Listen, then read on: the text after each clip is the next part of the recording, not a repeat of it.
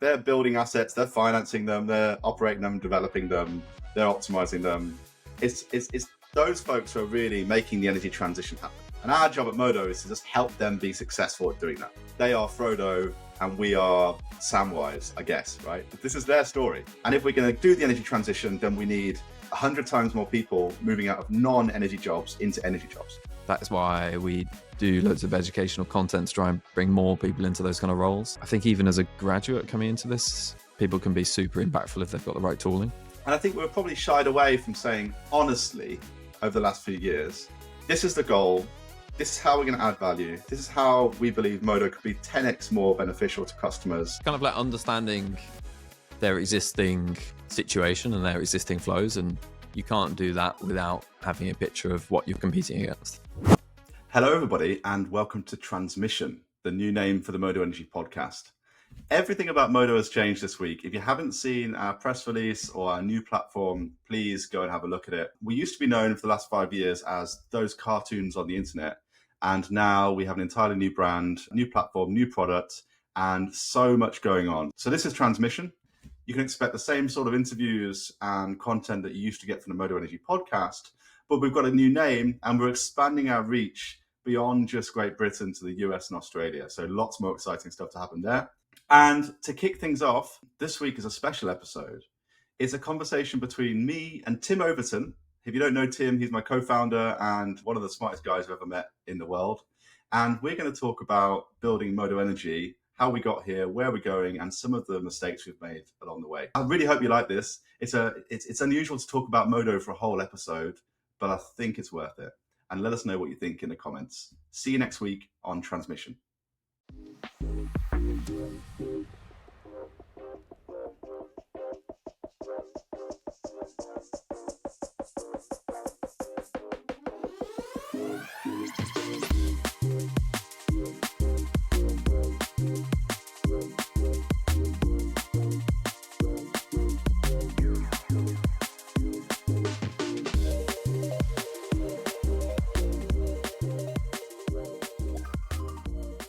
Hello, Tim. Hello. Welcome on the podcast. It's been a while. Yeah, it's been a while. Yeah. So we're doing something a bit special this week, aren't we? Yeah. Well, I'm here. So we're doing something a bit special this week, which is, rather than interviewing a guest from the outside world, we're having a conversation a bit like we usually do all the time, but with microphones. And we're going to talk about the company and where we're headed. And the reason why we're doing this is there's two things happening at the moment. Firstly, we're getting loads of questions from the community about what we're building. And we've been working on some stuff in the background for the last 12 months, which is pretty exciting. And then this week is the big Modo Energy 2.0 launch week. So after 70 episodes of the Modo Energy podcast, this is one all about Modo. Oh, and one other thing is that we're going to do this. This started life as a conversation that we were going to record for new hires joining the company, because we're hiring a lot of people right now as we expand. And we decided, why not make it available to everybody? So if you're interested, this is what Modo is all about. And this is the company that we're building. Yeah, that's right. So before we get started, Tim, for those who don't know you, who are you, Tim? So I'm Q's co-founder, and I originally was a mechanical engineer. So I started off doing something very different to what I do now, but spent most of my career in the power sector, mainly building things or supporting things being built. I don't think I ever got my hands particularly dirty myself, but then started Modo with Q, and now spend most of my time thinking about product design, product strategy, making sure the company's aligned around what we're building. That was incredibly mysterious. What did you used to build, Tim? So I used to work mainly on energy from waste, so administering engineering, procurement and construction contracts from energy from waste, but then also supported a few combined cycle gas turbines, but mainly big thermal things, burning stuff, and then spinning something. So the format of this episode is in two halves. The first half is we're going to do something a bit weird. You're going to ask me questions about the company as if you don't know. Of course, you do know. And hopefully, yeah. And we're going to share that with the community. And then the second half is something a little bit different. We are each going to talk through some lessons that we learned building this company. We've been doing Modo for almost 5 years now, which just feels absolutely mad. And we have made more mistakes than successes, I think, along the way. In a good way. And we're going to share some of those for the listeners. So, should we do the first half? You have to Yeah. put your interviewer hat on and pretend that you don't know anything about the company. Cool. So yeah, why don't we start from the top? What's Modo Energy's mission? What are we here for? The mission has changed a little bit over the last 5 years of the company, but certainly for the last 3.5 to 4 years, we've been on a mission to do one thing. And that is what we call build the information architecture for the energy transition. And the best way to describe that is to tell a bit of a story. So if you forgive the next 30 to 60 seconds, I'm going to tell a story which explains it all. So in the last 50 years, since the 1970s, the world has done something which is widely called the financialization of everything. So the world's created $100 trillion of new assets, printed lots of money, the bond market has exploded in size, there's a load of derivatives on top of it, and pretty much everything has been financialized. And that happened in the financial markets, and it happened around the same time as digitization and the stock market being much more prominent. And on top of all of this, there were some awesome businesses set up to support that ecosystem. So you probably know the ratings agencies S&P or Moody's, for example, do ratings and indices. There are research companies like Morningstar, for example, that do research about the market. And then there are data providers and data specialists like Bloomberg and Reuters who really transformed the industry through data and information. Okay, so that happened in the world of finance in the last 50 years. Our belief is the same thing is happening right now in energy. But rather than, so the world's creating another $100 trillion of new assets. But this time, rather than these assets being financialization of existing things, we're creating new physical assets. So big bits of steel, wind turbines, solar PV, big battery energy storage systems, a completely new way of generating, distributing, and consuming power, alongside electrification of everything. So we're creating $100 trillion of new assets. And on top of these new assets, there will be an ecosystem of businesses that do the same kind of thing that happens in the financial markets I just talked about. So the research, data, indices, benchmarking, all of that good stuff. And that market's very immature right now. There's some legacy businesses like consultancies that serve that market, but really it's all to play for. And there's a lot of value to add through data and information in that bit of the world. And so at Modo Energy, that's what we're going after. We're going to do all of those things all at once and all in one place. So we've got a lot on our plate and we're going after a lot of things at once, but we're really excited by it. Sounds very cool. This is maybe a question that I think a few people will be interested in, including me, not to big up my own question. Why do we think that this is happening in the industry now? Like what's happening that's made this change happen?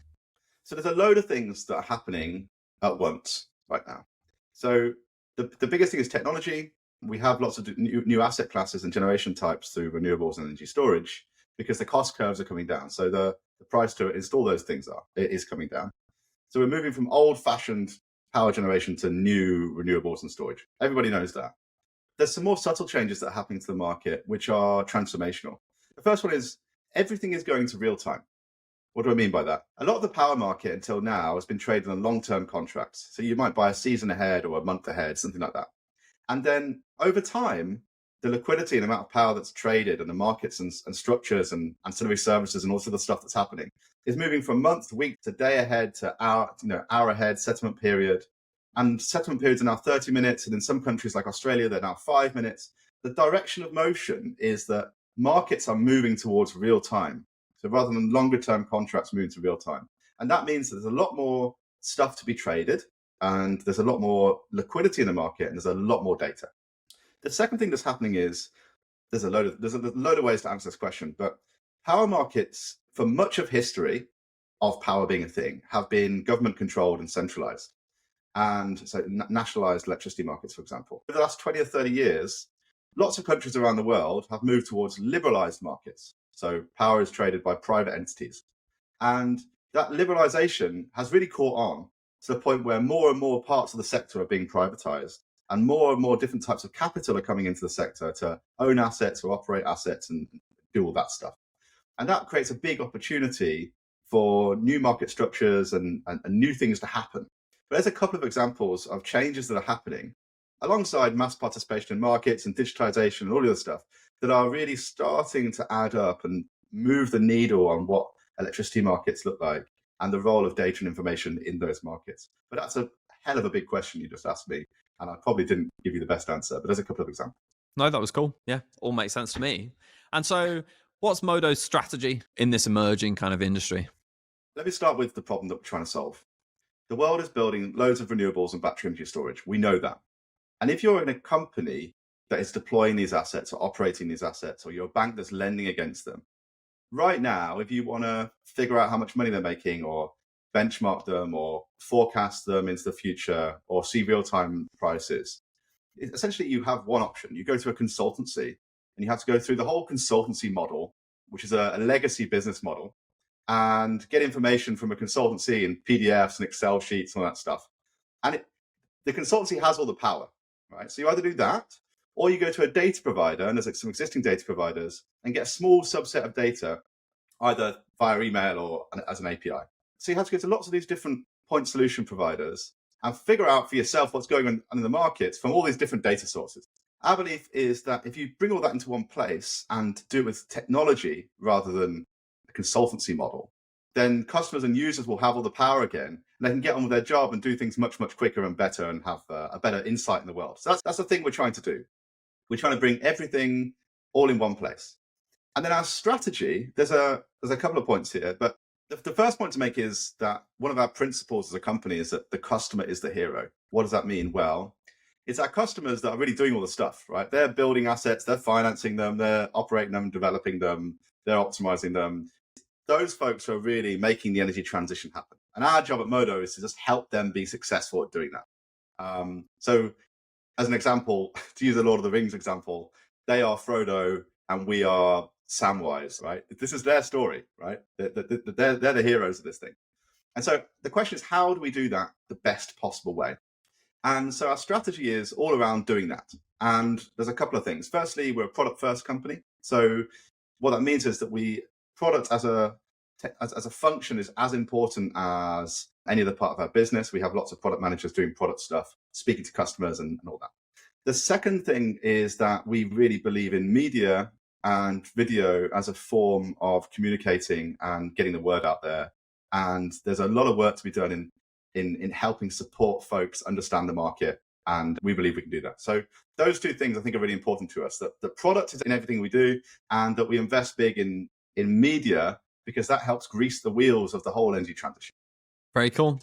So that's how the podcast fits in. That's why I'm trying. The podcast. Yeah. Nice. Yeah. If you think about it, the amount of money that we spend on media that is essentially free media has been questioned at our board meetings, right? But we really believe in it. In fact, it's bigger than just like a marketing campaign. As a team, we're pretty obsessive about education and energy markets and that being free.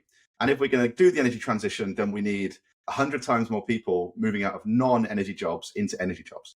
And so we need to remove barriers to entry to that. And that's why we do the Energy Academy and all that stuff. Yeah.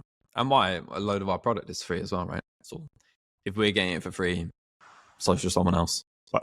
Exactly. Oh, well, Tim, what do you think our strategy is? No, it's not meant to be that way around. What have I missed? What have I missed? Strategy is a big, scary word, isn't it? It is a big word. But yeah, I think the aim is to be customer focused. The aim is to solve a load of pain points for particularly analysts in the energy transition. We think that's where there's a key blockage at the moment in getting stuff done, is enabling analysts to run faster, make more confident decisions. And so the strategy kind of revolves around that. So that's why we're multi-product. That's why we do loads of educational content to try and bring more people into those kind of roles. And they are I think even as a graduate coming into this, people can be super impactful if they've got the right tooling. So yeah, I agree with everything you said, fortunately.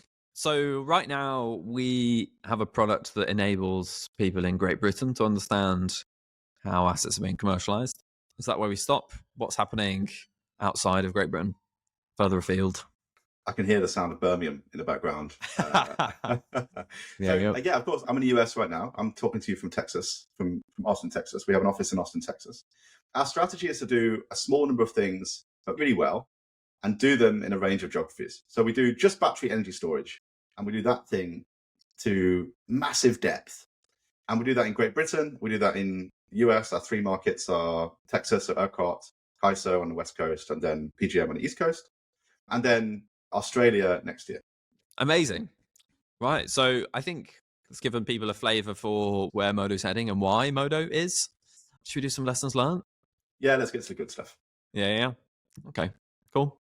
So yeah, it's been 5 years, and Modo Energy has changed a lot. It does sound like the start of a Sinead O'Connor song when you say it like that, but yeah. So now we've arrived at the second half of the podcast, and this bit is all about lessons learned. So we've been doing this for 5 years. We've made a ton of mistakes. We have been through one hell of a roller coaster of ups and downs. I think we're on an up at the moment, which is good.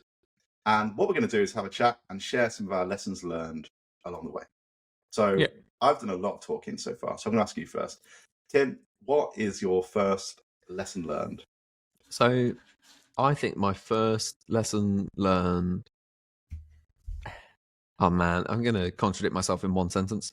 So I think it is that automation is really difficult, and where possible, you should delay automation, but you should really not delay it for too long. And you should automate as much as you can, as early as you can. Yeah.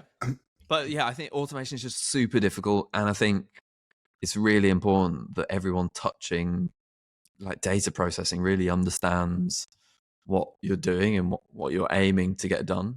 And the kind of full context behind this, the leaderboard at Modo Energy's for a long time been what we've been best known for, probably. And for a long time, it was what we'd probably call semi-automated. So we would run scripts, and they would be run once a month. And then our research team, our analysts would sit down, look at the data that came out of that script, and decide whether or not to publish and make changes and ensure consistency across everything we were publishing. Great system, you might think. It was a great system. And so, but we felt like monthly could really be improved on. And because people need to be having these conversations in more closer to real time, we decided we were going to fully automate the leaderboard and have an index benchmarking solution that was going to be spitting out numbers every half an hour. And so just a comment on that, just check it, time check, like 4.5 years, almost 5 years of Modo. Yeah. The leaderboard's been going for probably 3 years, something like that. And we decided to automate it. When did we decide to automate it? I think it could have been more than a year ago. I think we started trying to do this. Yeah, I think it was, probably June last year. So June 2022, we decided it's probably about time we automate this thing. And everyone felt like they understood what was happening. We've had a team who all been working on stuff around the leaderboard for a long time. And so we started automating it. And I think, let's just say, we've only really had it running as stable as we needed it for maybe 2 months now. So it's taken, over a year for us to get from having something that was semi-automated and that ran once a month, but just needed a bit of QA, manual QA on top. QA being a team sitting down and looking at the numbers for the month and deciding how comfortable, how confident we were with those numbers, and whether we needed to do any post-processing on QA is quality assurance, right? Oh, sorry. Yes, quality assurance. Yeah, so people checking that the numbers. Explain the acronym without actually saying the acronym. Oh man! But so you can tell. You can tell which one of us is the public facing. So it's taken us like over a year. And we weren't even starting at zero. We were starting at a point where everyone felt like they understood what was happening here. But I would preface that with the issue. Okay, so the leaderboard is complicated because of the way we do it and the way that we do it, that it's transparent. Exactly. And we have to have an audit trail for it. And because we're trusted by banks and institutions, it has to make sense. That's one complication. But really, the main complication is it spits out data at lots of different points that is used elsewhere in the platform, isn't it? So it wasn't like just automate the leaderboard. It was automate the leaderboard and also at each stage in the calculation, spit out, do error checking, and then put out data to other parts of the platform and Asset Explorer. That was just huge. Yeah. And so in many ways, it's been the foundation of our product for a long time. We're now expanding away from that. But yeah, the things that it touched and the kind of reliance on every half an hour getting confidence around every half an hour that comes out. It's been a challenge. But we're really proud of where we're at with it now. But yeah, I think expecting automation to be straightforward and having confidence in automation, it's just taken us a lot longer than expected. But now we're doing it, we're baking. I guess the lesson learned is that we're now running maybe slightly differently from a conventional MVP. So I guess a conventional minimal viable product would be that you don't automate at all, which is how we started the leaderboard. We go fully manual and we work out a solution that's going to work best, and you iterate on top of that. So you work out the kind of automated bit isn't really customers, users of the leaderboard don't really care whether it's automated. They care whether it's right and that it shows them what they need to see at a time they need to see it. And I think what we've learned is that maybe there are some cases, and I think where your vision is for an automated product, where a true MVP can be really dangerous. And I don't think that means you shouldn't do it. I think you just need to recognize it. So yeah, I think that's been one of the things that as a business we've struggled with, and I think where a lot of our processes have evolved over the last 12 months. So can you do another one? I think I can do another one.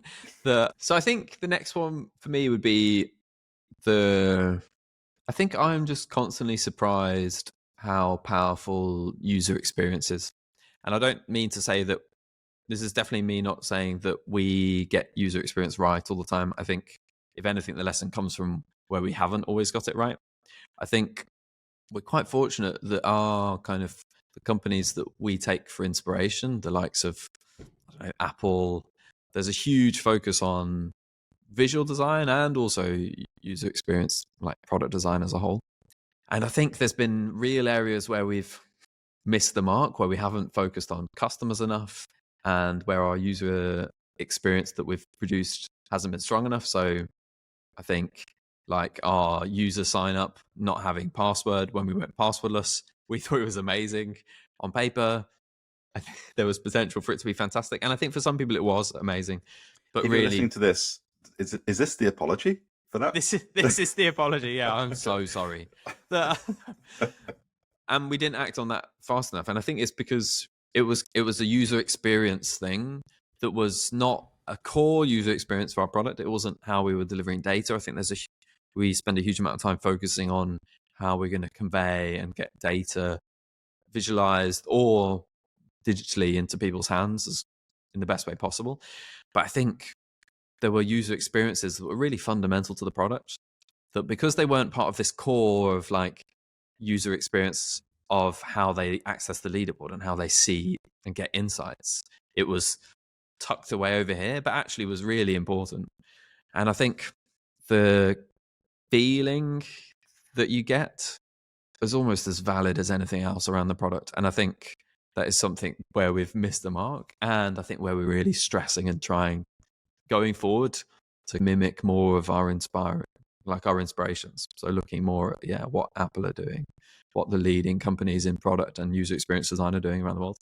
And I think it links to my third lesson learned, which is I think like everyone says it, but talking to customers, especially face to face, just unlocks so much power. And I think the failings that we had around user experience and product design have all been points where we haven't spoken to users and the industry and our customers enough. And whenever we have conversations with the people around us, whether those are kind of people wanting to use the product, using the product, or in one of our communities, the insight that we get in terms of informing our roadmap or just like helping us shape the future vision of the business, I think is crazy. And I think there's times where we've not spoken to customers and users enough. And again, that's something that we're trying to revive, is making sure particularly our product team are meeting with people face to face. And that, like both me and you, the power of me and you meeting with our customers and our users face to face, I think has been way bigger than I expected. And I think it's amazing that we get to talk to our customers in the way we do. It's really powerful. How about you? What's yours? So mine are less producty. So the first one is that company culture really matters. And this has been tricky as we've scaled, and we're now in 2 different countries, and we've got offices. We had a Birmingham office, we've moved that to London. We've got a big London office now. We've got the Austin office. I think the reason why culture really matters is if you invest in culture and you have a culture where the team really trusts each other and especially trusts leadership to always put the company first and use their judgment in a fair, honest, and radically transparent way. I think that means that for the 99% of the time where everything's going fine, you don't really have a problem. But for the 1% of the time where you have to make really tough decisions that are going to upset some people or change their lifestyle or mean they have to pull an all-nighter or everything in between, if you really invest in culture in the first place, and for that 1% of those difficult decisions, you also have people on side, even if personally it is not necessarily the best outcome for them. They trust you; it's the best outcome for the company. I guess it's a reflection of the fact that we're only as strong as like our weakest link. Oh, it's so cliche, but like I think, yeah, if the culture is weak at the point when everything gets stressed, things fall apart, don't they? Yeah. Things fall apart anyway, but I think at least when they fall apart and you know that everyone is running at the same thing, then you all fall apart in the same direction and everyone helps each other kind of get through it. But yeah. And the other thing is I think we have a culture of going very quickly. So moving fast, doing things very quickly. In order to go fast in the business, you have to be comfortable making lots of decisions really quickly. And those decisions with not all the information. So in fact, we want teams and managers to make decisions with 50 to 60% of the information. That means there's a big gap there in all of those decisions. And that means there's going to be lots and lots of mistakes. And so we have to have a culture where it's okay to make mistakes as long as you course correct afterwards really quickly. And I guess that's something we've invested a lot of time and effort into, and we're not perfect at, and we need to keep on investing in. And it's quite hard to do, right? If you have a culture of people constantly making mistakes, that can look really bad. Mistakes, I do in inverted commas, because on net, you're actually much more advanced and you go much faster by making those mistakes, if you like. Yeah, completely agree. What's next? What's the next one? So my second one is a new one. I think this is this year learning, which is you need to decide as a business who you're going to compete against. Oh, juicy. It is juicy, right? Because in the first few years of Modo, we were compared to the incumbents, which are incumbent data providers or incumbent trading screen providers or incumbent consultancies. There's a few consultancies that are famous for forecasts, for example, mentioning no names. And we were just an annoying little thorn in their side, I think. Modo is this little thing, they're going to go away. And then we've got to the stage now where I think the whole industry can see we're moving really quickly. I think we've got ourselves in gear. And the vision for the business essentially means we're going to compete with all of those guys. And I think we're probably shied away from saying, honestly, over the last few years, this is the goal. This is how we're going to add value. This is how we believe Modo could be 10x more beneficial to customers, and they're going to love this product. And I'm afraid that means that we're going to compete against you and you. And you can't apologize about it. That's business. And I think if we would have been honest about that earlier on, I think we could have been more focused. But now I think we are very clear on it. And I think the company is much better for it. Yeah. Could you talk a bit more on the benefit of deciding who you're going to compete against? You mentioned focus. What do you mean? What's the kind of tangible output? Okay, you're right to call me out on that. So the tangible output is, I think the answer is a product answer. So if you're building software and technology to solve and simplify problems for customers, then you look at their day-to-day and the things that they do and figure out where the pain points are and you build software to solve that. Now, unless you're really honest with yourself about, actually, we are competing with consultancies here, and we're competing with data providers here, and we're competing with trading screens providers here, and research organizations here.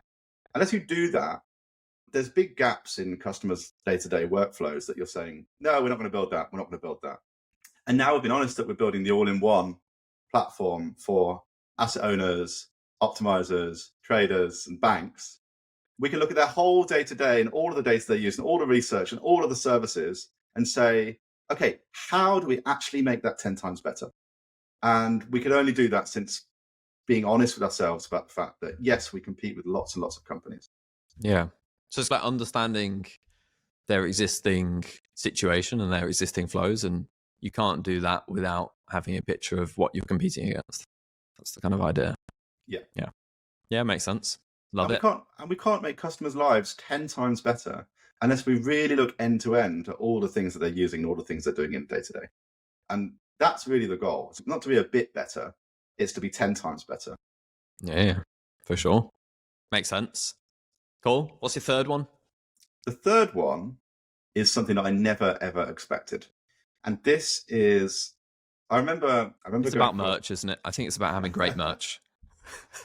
There's a thing that you often hear older people say who have run businesses and retired. And they often say, you know what, I built this business, I run this business, and I got to a stage where just the people problems just exhausted me. And I felt like I was being a bad guy all the time, and I just couldn't do it. You know what, the market was great, the product was great, I loved it, but then just the people stuff really got me down. And that's actually starting to resonate with me. Not that it's getting me down, but resonate with me that the complexities of having so many people in one organization and adding people very quickly and all the things that does to an organization really needs to be managed very carefully. And so me and you spend a lot of our time, I think we do a good job, I hope, but we could always do better, of thinking about and putting systems in place so that everybody's on the same page and so that the organization can adjust properly. But I can see how that could, and with every step of the business getting bigger, that sometimes means making unpopular decisions that people don't like, but that is right for the business. And our job is to do what we think is right for the business. And so I guess the lesson here is that people and hiring and organizations are really hard. They're way harder than I thought.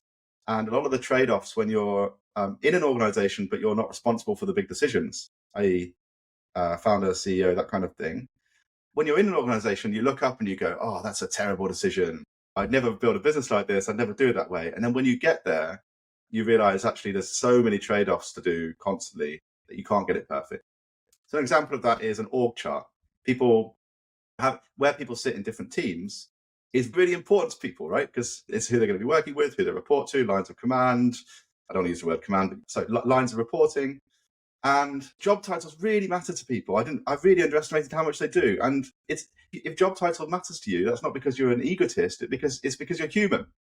And when your organizational chart is changing every 2 or 3 months because you're adding people left, right, and center, that means not everybody gets promoted all the time, or not everybody gets the shiny new title or the big global responsibility. And that's really tricky to manage in our job. Yeah, definitely. Any more lessons for us? So a really important one for me is, and this is going to sound like a slogan, is the power of Teams. Not Microsoft Teams. We don't really use Microsoft Teams. But it's a great product for some people. We have been I think we have been really surprised. I'm speaking for you, Tim, here as well. Yeah, I think we have been really blown away and surprised by the amazing things that a team can do if you let them get on with it. So if they have the context, they know where the business is heading. We've gone from the stage of we know everything that's going on in the business, there's kind of 10, 15 people, to now there's a lot more than that, and we can't know everything that's going on in the business, and we have to trust the teams to just do it. And actually, it feels like the more we step back, the more they step into bigger shoes and think creatively and do incredible things. And that's something that I never imagined. If you'd spoken to me 2 or 3 years ago, we were still very much in small startup mode. And I would have thought that to scale, that just meant more of me and you being involved in everything and building everything. And actually, it's the opposite. I think things are better the more we have less to do with it, in most cases, which is awesome, because actually, the counterfactual to that is, not the counter, the other side to that is, you see people join the organization as one thing, and then in a matter of months or years, they turn and they grow and turn into this big operator with all these bigger ideas that can deliver and execute. And that is incredible to watch. That is incredibly rewarding. May even be the best. That could be the best bit. Yeah. And you can't get where you need to get, I think, without having that. We need to be, empowering. Our job is to empower. Oh, yeah. So we could probably go on forever, but I think we need to wrap it. Let's wrap it. I was about to make an awful joke about rapping. So you've done 3, and I've done 3, and I think we leave it there. So if you're listening to this, a bit of a different episode, very Modo focused. I think we're allowed to do one of those every 70 episodes or so. And we will see you next week for more exciting interviews with industry leaders. If you like this, hit like, subscribe, and all the good buttons, and we'll see you next week. Thanks for having me on.